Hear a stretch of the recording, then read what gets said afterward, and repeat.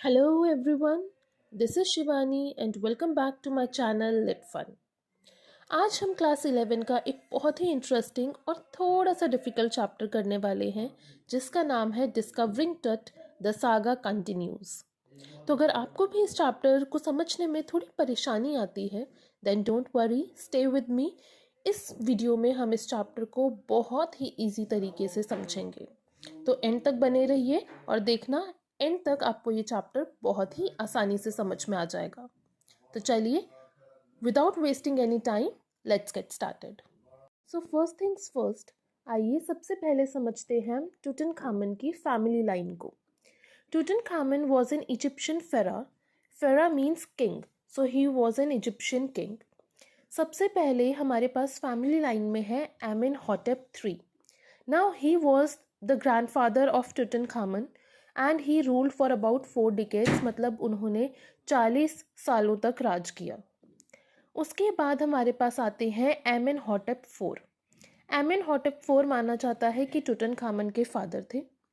ये बहुत ही अजीब से रूल्स इन्होंने बनाए अपने रूल के दौरान, जैसा कि सबसे पहले तो इन्होंने एटन की वर्शिप को प्रमोट किया। एटन मीन्स द सन, और यहाँ तक कि इन्होंने अपना नाम भी एमेनहॉटेप से चेंज करके एखेनाटन कर दिया। एखेनाटन का मतलब है सर्वेंट ऑफ एटन। तो अगर आप ध्यान से देखो, पीछे एटन आ रहा है मीन्स सन, और जो पहले है एखेनाटन का मतलब हो गया है सर्वेंट ऑफ सन। फिर इन्होंने कैपिटल को भी मूव कर दिया। तो सबसे पहले यहाँ की capital old city of Thebes में थी, लेकिन इन्होंने कैपिटल को शिफ्ट कर दिया एखेटाटन में। सो इन्होंने एक नई जगह शिफ्ट कर दिया और उसका नाम भी एखेटाटन रख दिया, एटन सन गॉड के ऊपर। आज हम इस सिटी को अमरना के नाम से जानते हैं। किस सिटी को? एखेटाटन को हम अमरना के नाम से जानते हैं। चलिए, अब वो एटन में बहुत ज़्यादा विश्वास करते थे, उनकी बहुत वर्शिप करते थे, ये तो समझ में आता है। लेकिन इसी के साथ साथ उन्होंने क्या किया, वहाँ पर पहले किसकी वर्शिप होती थी? आमुन की। He was a major god over there. और आप देखोगे इनके सारे सबके नाम भी आमन के ऊपर ही बेस्ड हैं, जैसे आमेनहॉटेप, तो इस पर स्टार्टिंग में आमुन से ही आमेन आ रहा है।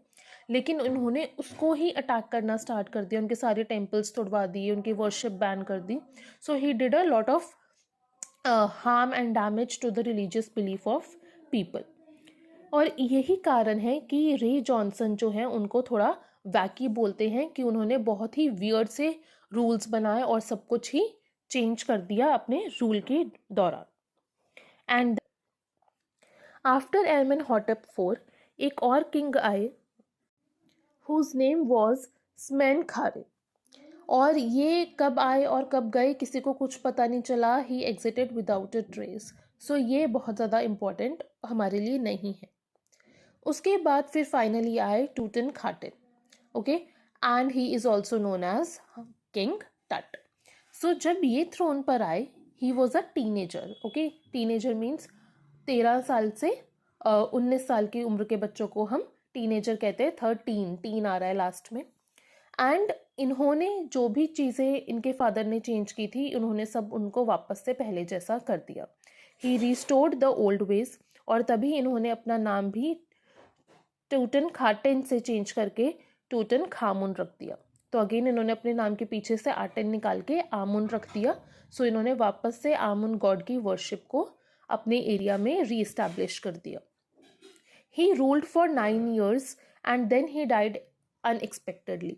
इनकी जो डेथ थी वो एक बहुत ही बड़ा इवेंट थी सभी के लिए, because he was the last heir of the family. Tut की डेथ के साथ साथ इनकी जो पूरी की पूरी फैमिली लाइन थी वो ख़त्म हो गई, उनका रूल ख़त्म हो गया, क्योंकि ये बहुत ही छोटे थे जब इनकी डेथ हुई। तो इनका कोई भी हायर नहीं था जो इनके वंश को, इनके फैमिली लाइन को आगे बढ़ा सके। Now let's talk about the discovery of Tut's tomb. As we just saw कि टट ने अपना नेम चेंज करके टूटनखामुन रख दिया था, which means the living image of Amun. Amun वहाँ के एक गॉड है। और फिर 9 years रूल करने के बाद अचानक से उनकी डेथ हो गई। तो जब डेथ हो गई तो जाहिर सी बात है उनको एक फ्यूनरल दिया गया। और इजिप्ट में जब किसी की डेथ हो जाती है तो उन्हें ज़मीन के नीचे बरी कर दिया जाता है। तो अब उनको भी एक कॉफिन में बंद करके बरी कर दिया गया और 1922 में बहुत सालों के बाद उनका टूम डिस्कवर किया गया। And who discovered it? Howard Carter. ठीक है, so this is a very important point that you need to remember कि हावर्ड कार्टर ने टच टूम को फर्स्ट टाइम डिस्कवर किया था in the year 1922। Now who was Howard Carter? He was a British archaeologist. Archaeologist मतलब जिन लोगों को history में और एंशिएंट चीज़ों में इंटरेस्ट होता है, तो वो खोद खाद के और बहुत सारी रिसर्च करके वहाँ से फॉसिल्स निकालते हैं और ऐसी एंटीक्स निकालते हैं जिनसे हमें हिस्ट्री को समझने में और ज़्यादा आसानी होती है। जब उन्होंने टच टूम को डिस्कवर किया, so he says that the pharaoh was buried with the richest royal collection ever found. Now what does this mean? See, Egyptians believe in after life. So उनका मानना है कि जब कोई इंसान मर जाता है और हम उन्हें बरी करते हैं ज़मीन के नीचे, तब वो एक दूसरी लाइफ में जन्म लेता है। इसलिए जो इजिप्शियंस है ना, उनको सिर्फ डेड बॉडी को बरी नहीं करते, बल्कि उसके साथ साथ और बहुत सारी चीज़ें वो कॉफिन में रखते हैं जो वो मानते हैं कि डेड बॉडी को अपने अगले जन्म में काम आएंगी, नेक्स्ट लाइफ में काम आएंगी। तो टट तो यहाँ के राजा थे, so he was buried very lavishly. In fact आपको फोटोग्राफ में उनका कॉफिन दिखाई दे रहा होगा and it was made of pure gold. तो जब कॉफिन ही प्योर गोल्ड का था तो आप सोच सकते हो कि उनको कितनी लैविश चीज़ों के साथ बरी किया गया होगा। बहुत सारे ज्यूल्स होंगे, जेम्स होंगे, डायमंड्स होंगे, गोल्ड होगा। तो जब हावर्ड कार्टर को ये मिला और उन्होंने खोलकर देखा, तो उन्होंने सब नोट किया कि वहाँ पर कितनी चीज़ें थी और उस हिसाब से वो रिचेस्ट रॉयल कलेक्शन था। रॉयल मीन्स राजा महाराजाओं के घराने का। तो सारी चीज़ें मिलाकर अब तक उसकी जो वैल्यू थी वो सबसे ज़्यादा थी। अब तक हमारे पास और कोई भी ट्रेजर ऐसा इजिप्ट में नहीं था जो इतना ज़्यादा महंगा हो। So Tut's tomb was the richest royal collection that was ever found. Now let's discuss more about the Tut's tomb. तो जो टट का टूम्ब था that was 26 feet under the ground, और जैसा कि आप इमेज में देख सकते हो एक प्रॉपर रूम टाइप बना रखा था और वॉल्स पर पेंटिंग्स थी, म्यूरल्स थे इजिप्ट से रिलेटेड। फिर जो टट का कॉफिन था वो सिर्फ एक कॉफिन नहीं था, वो 3 कॉफिन्स थे। डोंट वरी, ऑफ कोर्स जो टट की डेड बॉडी है वो तो एक ही कॉफिन में थी, लेकिन बाकी 2 कॉफिन्स में सारा सामान था जिसके साथ टट को बरी किया गया था।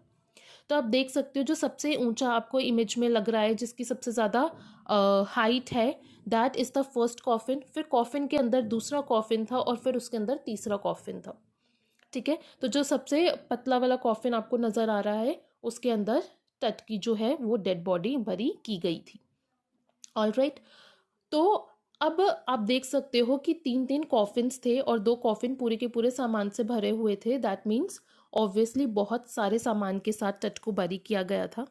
अभी हम देख ही चुके हैं कि it was the richest royal collection. उसके अंदर बहुत सारे कीमती जूल्स और सब स्टोन्स वगैरह थे, लेकिन साथ ही साथ उसकी जब बरी किया गया तो वहाँ पर एवरीडे थिंग्स भी थी, ऐसी चीज़ें जो उनको डेली लाइफ में काम आती, जैसे कि बोर्ड गेम्स, रेज़र, फूड, ऐसी हर एक चीज़, सैंडल्स जो इंसान को अपनी लाइफ में चाहिए हो सकती है, वो सारी आम चीज़ें भी टट के कॉफिन के अंदर थी, टट के साथ बरी की गई थी, ताकि उनका जो नेक्स्ट लाइफ हो वो बहुत ही आराम से और कंफर्ट से गुजर सके।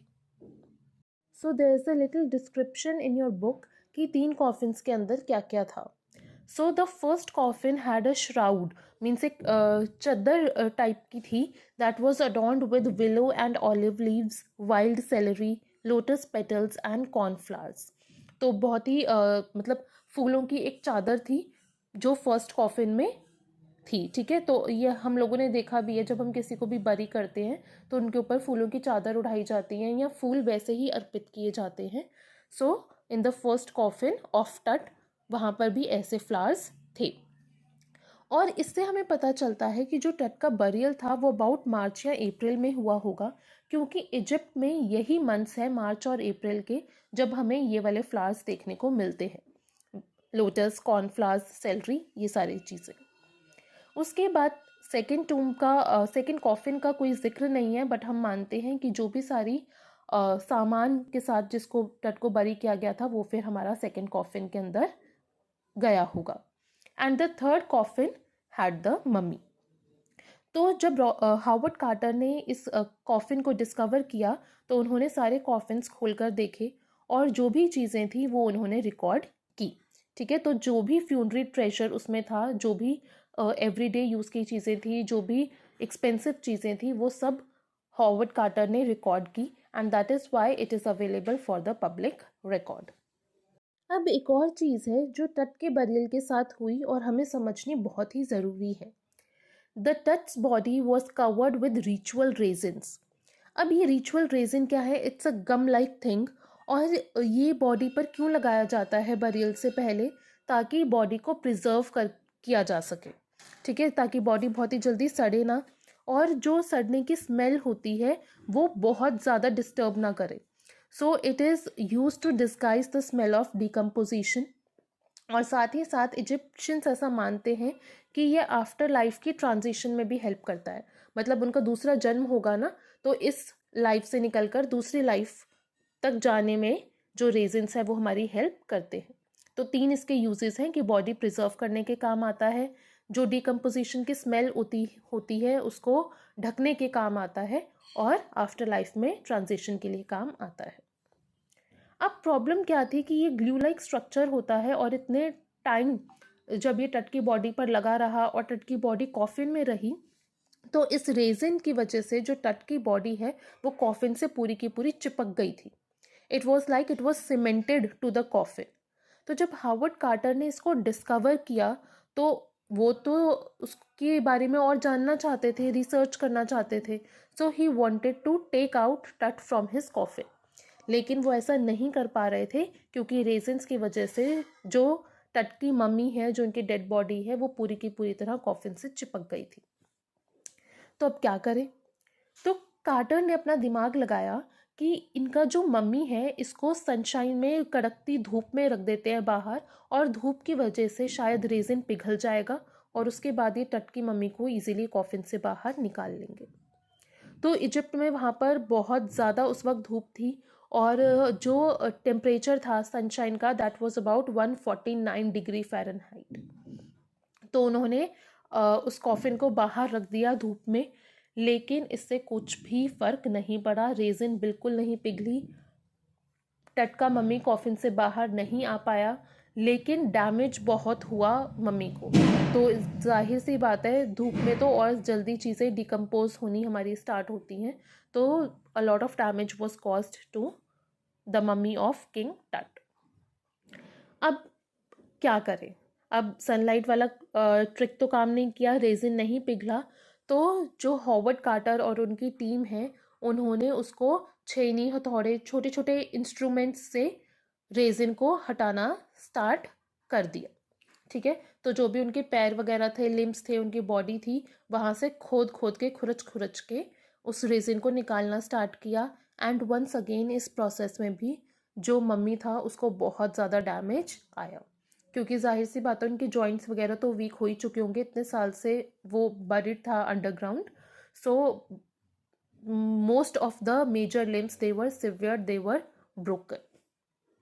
So you can see the image of Howard Carter and his team working on Tut's mummy. तो अब हुआ क्या कि जो टट है हमें पता है कि उसको बहुत ही सारी लैविश चीज़ों के साथ बरी किया गया था, बट द प्रॉब्लम ये थी कि जब वो मरे तब भी उनको बहुत ही एक्सपेंसिव नेकलेसेस, कॉलर्स, सैंडल्स ये सब पहनाए गए थे। तो आप देख भी सकते हो फोटो में, आपको ब्राउन कलर की वो कुछ दिख रहा होगा उनके पैरों में। तो जब ये सारी चीज़ें उन्होंने पहनी हुई थी और रेजिन उनकी बॉडी पर लगा हुआ था और वो डिकम्पोज भी कर रही थी, तो रेजिन की वजह से ये सारे जो नेकलेसेस हैं, कॉलर्स हैं, सैंडल्स हैं, ये इनकी बॉडी से पूरी की पूरी तरह चिपक गए थे और रेजिन किसी भी तरह से निकल नहीं रही थी। तो जब उन्होंने इम्प्लीमेंट से, छोटे छोटे औजारों से उस रेजिन को हटाना शुरू किया, तो वो नेकलेस और कॉलर्स और ये सारी चीज़ें भी उनकी बॉडी से सेपरेट करना चाहते थे ताकि सिर्फ उस मम्मी को वो अच्छे से स्टडी कर सके। तो ऐसा करने में जो मम्मी है उसको और ज़्यादा चोट आ गई और उनके सारे जो मेजर जॉइंट्स थे वो बहुत ही बुरी तरीके से इंजर हो गए थे।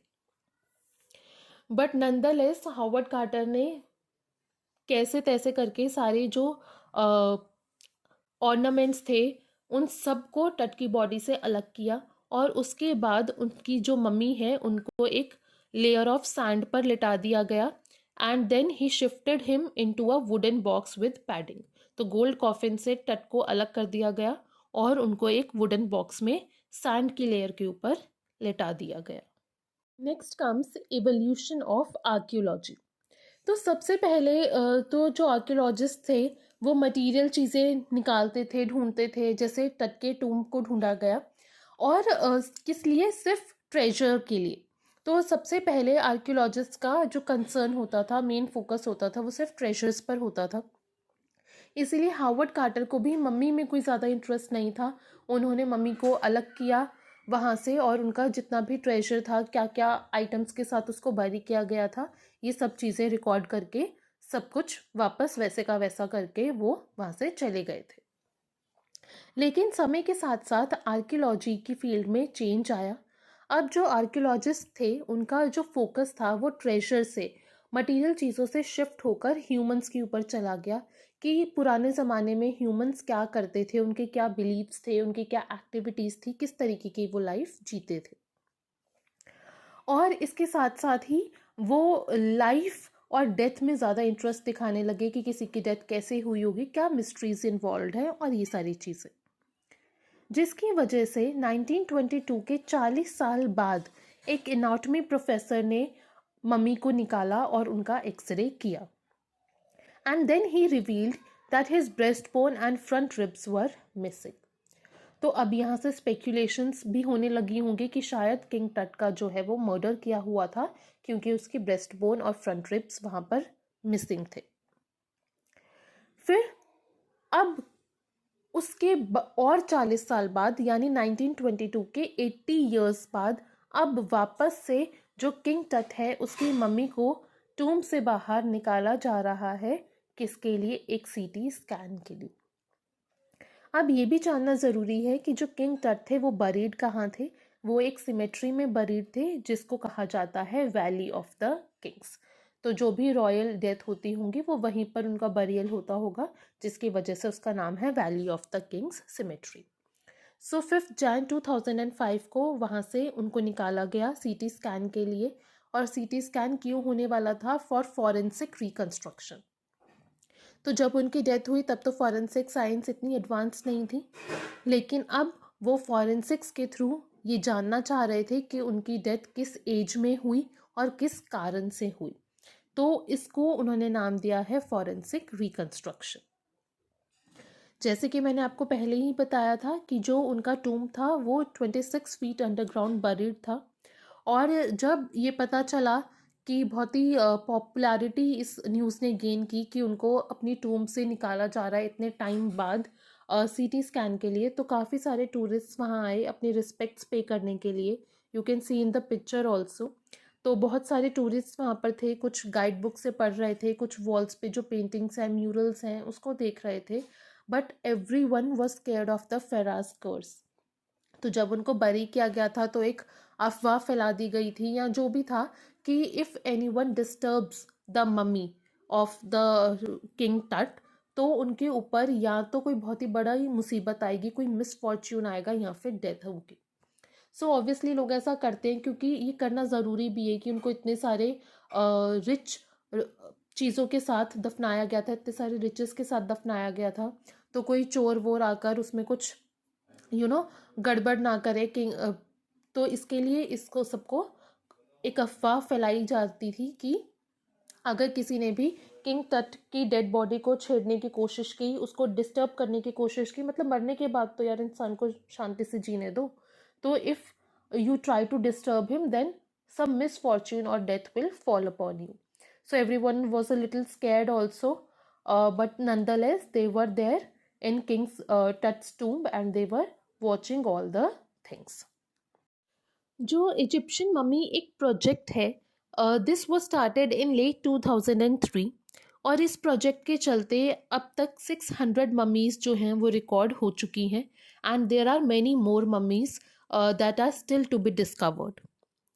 उनके भी सीटी स्कैन्स हो रहे हैं, और मम्मी की सीटी स्कैन करना कोई आसान नहीं है, बट इसके लिए जो नेशनल जोग्राफिक सोसाइटी और साइमंस नाम की एक फाउंडेशन है, इन्होंने एक पोर्टेबल सीटी मशीन डोनेट की है. So you can take that machine anywhere and you can do the CT scan then and there. मतलब टूम से उसको बस बाहर निकालो, वहीं सीटी स्कैन करो और वहीं पर टूम के अंदर वापस से डेड बॉडी को दफन कर दो. तो उसको बहुत ज़्यादा आपको डेड बॉडी को लेकर ट्रैवल करने की ज़रूरत नहीं पड़ेगी. And then they say that King Tut is one of the first mummies to be scanned, in death as in life, moving regally ahead of his countrymen. ये काफ़ी इंपॉर्टेंट लाइन है, एग्ज़ाम में इसका मीनिंग पूछा जा सकता है. तो इसका मीनिंग क्या है? सी व्हेन किंग टट वाज अलाइव, हमें पता है कि वो सिर्फ एक टीनेजर थे जब वो राजा बन गए. तो किसी के लिए भी इतना इजी नहीं है, ये पॉसिबल नहीं है वो कि वो कितनी कम उम्र में एक राजा बन जाए. तो जब वो ज़िंदा थे तब भी वो सब लोगों से आगे थे कि वो इतनी कम उम्र में एक किंग बन गए थे. और अब जब वो मर गए हैं तब भी क्योंकि ये साइंस का, टेक्नोलॉजी का एडवांसमेंट है, तो मरने के बाद भी उन वो फर्स्ट है जिसका सीटी स्कैन हो रहा है. तो एक तरह से वो यहाँ पर भी आगे है कि उनको वो रॉयल ट्रीटमेंट दिया जा रहा है कि सबसे पहले उनकी टूम्ब को डिस्कवर किया गया और सबसे पहले उनका सीटी स्कैन हुआ. So he is gaining new experiences very quickly, और सबसे पहले उनको ये नए एक्सपीरियंसेस मिल रहे हैं. इसलिए ऐसा कहा जाता है कि वो डेथ और लाइफ दोनों ही में अपने बाकी सारे कंट्रीमैन से, बाकी सारे लोगों से बहुत आगे थे. अब बात करते हैं किंग टट के सीटी स्कैन की. तो फाइनली सीटी स्कैन का दिन आ गया है, विच वॉज 5 जनवरी 2005. तो शाम के 6 बजे हुए थे जब किंग टट को बाहर निकाला जा रहा था, और बहुत ही ज़्यादा बड़ा तूफान आ गया. So there were angry winds and dark clouds. पूरा जो आसमान है वो काले बादलों से घिर गया था, तारे सब छुप गए थे, और एक आंधी तूफान आ रहा था. So there are supernatural elements that are added. तो वही थोड़ा सा एक हॉन्टेड सा एटमॉस्फेयर करने के लिए, बिकॉज हम अल्टीमेटली एक डेड बॉडी के साथ छेड़खानी कर रहे हैं. बट नंदलेस जो भी वर्कमैन थे उन्होंने टट को टूम से बाहर निकाला उसके बॉक्स में, और वो बाहर उसको लेकर आए. और बहुत, इजिप्ट में तो वैसे ही बहुत ज़्यादा सैंड है और आंधी तूफान आ रहा था, तो जो सैंड है वो बहुत ही ज़्यादा उड़ रही थी and it was swirling outside. और फिर हम देखते हैं कि जब सीटी स्कैन मशीन में उनको डाला गया तो सीटी स्कैन ने काम करना बंद कर दिया था, क्योंकि उस मशीन में एक कूलर फ़ैन होता है और उस कूलर फ़ैन के अंदर सैंड फंस गई थी. सो the machine was not working. But फिर भी उन्होंने हार नहीं मानी. सो उन्होंने एज अ सब्सटीट्यूट 2 अलग से वाइट प्लास्टिक के फ़ैन्स मंगवाए, एंड लकीली उन वाइट प्लास्टिक के फ़ैन्स ने सही काम किया, और किंग टट का सीटी स्कैन जो है इस वजह से मुमकिन हो पाया. इमेज में आप देख सकते हो. So the machine scanned mummy from head to toe. उनकी जो मम्मी था, उनकी जो डेड बॉडी थी, उसको सीटी स्कैन मशीन में डाला गया, और सीटी स्कैन मशीन ने सब कुछ स्कैन किया, उनके सर से लेकर उनके पाँव तक. Now the final results.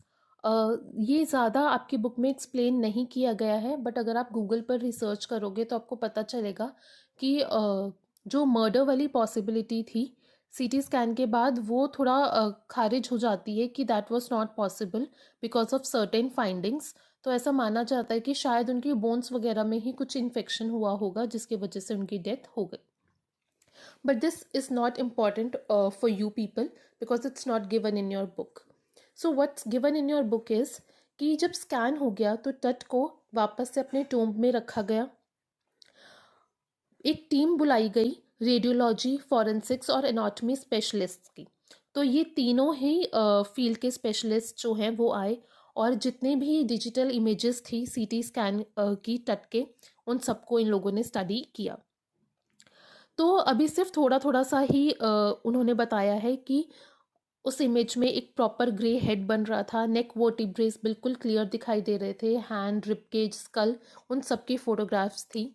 तो मतलब जो सीटी स्कैन है वो बहुत ही अच्छे तरीके से हो गया है. और टट को वापस से प्लेस कर दिया गया। तो जब सीटी स्कैन हुआ तो जही हवस ने फाइनली स्माइल किया। नाउ हु इज़ दिस जही हवस?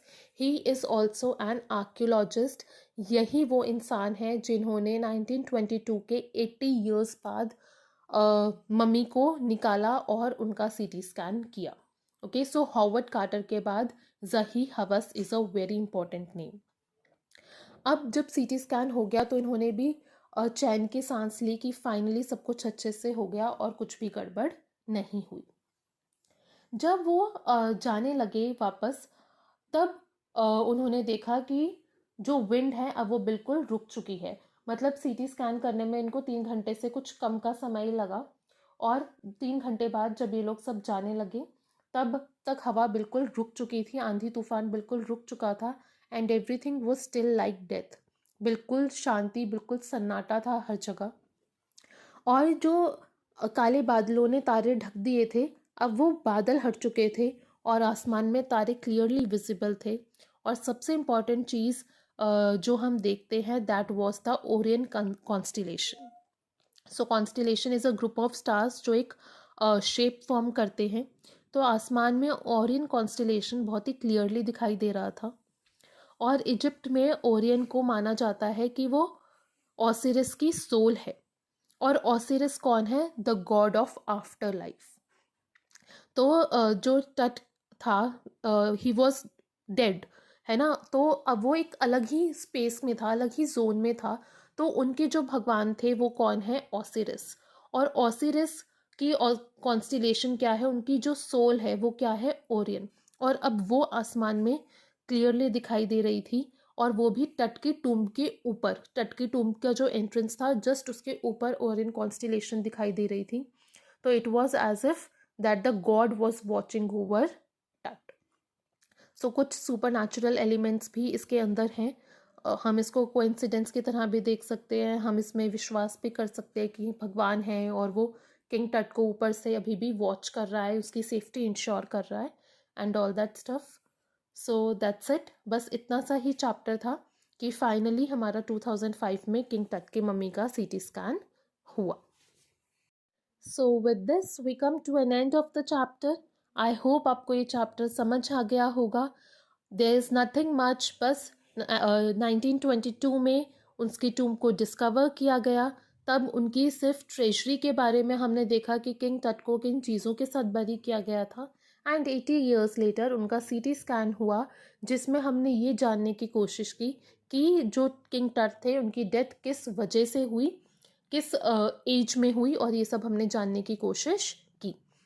सो there is just this shift in the field of archaeology कि पहले हम किस पर फोकस करते थे? मटेरियल चीज़ों पर। बाद में हम फोकस करने लगे mysteries of life and death पर।